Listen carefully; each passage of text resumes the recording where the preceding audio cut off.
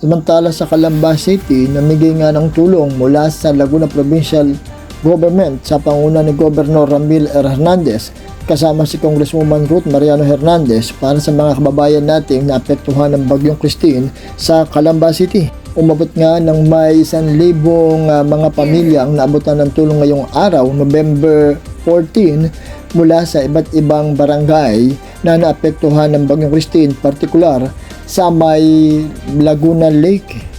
Nandun din si Konsehal Diana Espiridion, Attorney J.M. Karait na aspiring Vice Governor ngayon darating na eleksyon. Samantalang si Congresswoman Ruth Mariano Hernandez ay nagbigay ng mensahe para sa mga kababayan natin na naapektuhan ng bagyo.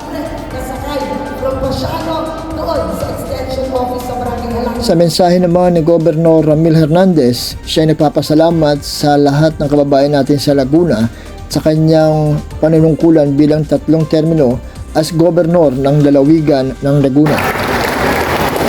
Isa lang po ang sasabihin ko. Maraming salamat po. Dahil sa inyong pagtangkilik sa inyong kababayan na si Ramil Hernandez, nagkaroon po ako ng pagkakataon. 3 termino bilang gobernador ng Laguna. 3 termino, 3 beses din ako naging outstanding governor of the Philippines.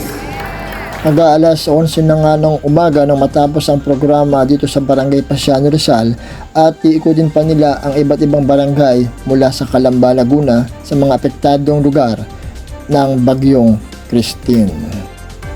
Para sa BBB Bayanihan Balitang Bayan, Noel Bundelian, nag-uulat mula sa Calamba City.